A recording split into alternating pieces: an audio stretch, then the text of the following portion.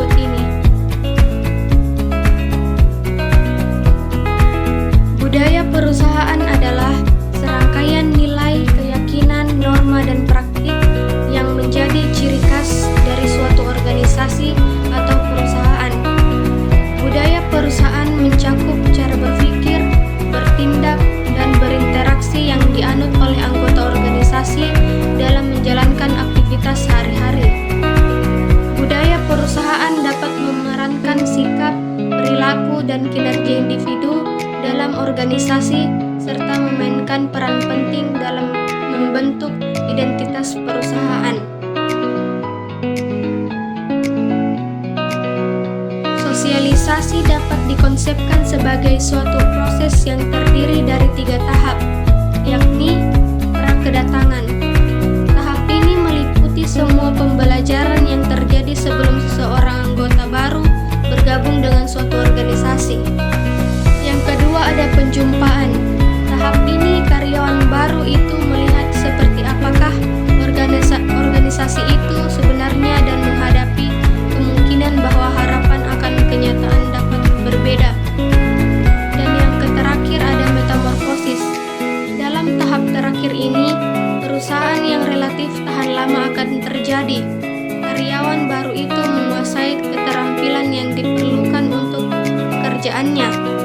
Dengan berhasil melakukan peranannya dan melakukan penyesuaian diri pada nilai dan norma kelompok kerjanya. Kotler dan Hesketh menarik kesimpulan bahwa hanya budaya organisasi yang mendukung organisasi untuk mengantisipasi dan menyesuaikan diri dengan perubahan lingkunganlah yang dapat menunjukkan kinerja yang tinggi. Suatu budaya dominan mengungkapkan nilai inti yang dianut oleh mayoritas anggota organisasi itu.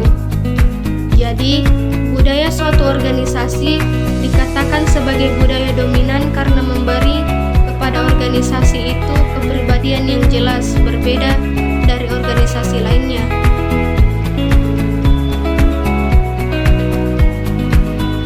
Tanggung jawab sosial perusahaan secara etimologis dari asal kata yang membentuknya.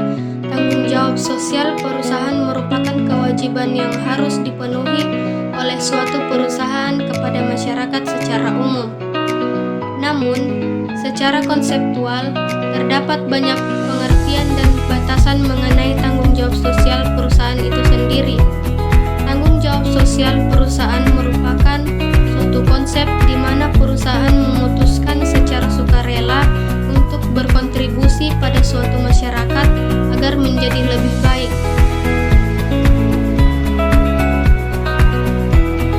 Terdapat 5 prinsip Good Corporate Governance atau GCG yang dapat dijadikan pedoman bagi para pelaku bisnis, yaitu yang pertama ada transparansi atau keterbukaan informasi.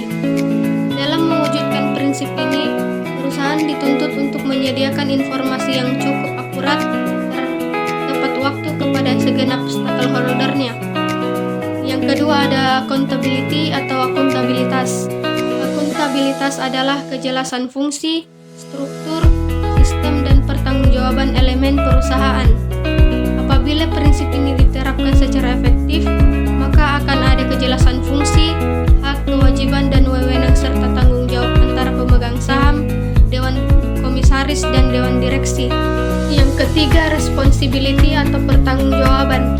Bentuk pertanggungjawaban perusahaan adalah kepatuhan perusahaan terhadap peraturan yang berlaku, diantaranya termasuk masalah pajak, hubungan industrial, kesehatan dan keselamatan kerja, perlindungan lingkungan hidup, memelihara lingkungan bisnis yang kondusif bersama masyarakat, dan sebagainya.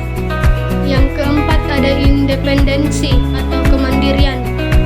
Prinsip ini mensyaratkan agar perusahaan dikelola secara profesional tanpa ada bantuan kepentingan dan tanpa tekanan atau intervensi dari pihak manapun yang tidak sesuai dengan peraturan-peraturan yang berlaku. Yang kelima ada fairness atau kesetaraan dan kewajaran.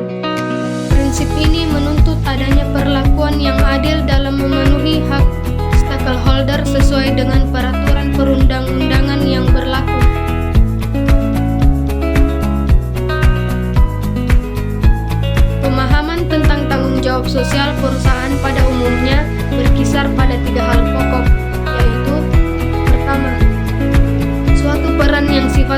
sukarela di mana suatu perusahaan membantu mengatasi masalah sosial dan lingkungan. Oleh karena itu, perusahaan memiliki kehendak bebas untuk melakukan atau tidak melakukan peran ini. Kedua, di samping sebagai institusi profit, perusahaan menyisihkan sebagian keuntungannya untuk kedermawanan yang tujuannya untuk memberdayakan sosial dan perbaikan perusahaan lingkungan akibat eksplorasi dan eksploitasi.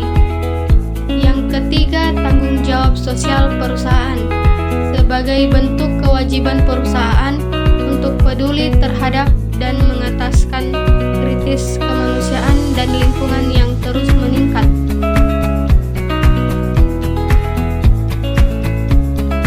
Kesimpulan dari hubungan antar budaya perusahaan dan tanggung jawab sosial adalah bahwa budaya perusahaan yang kuat dan berorientasi pada nilai-nilai yang positif dapat menjadi landasan yang kokoh bagi pelaksanaan tanggung jawab sosial perusahaan.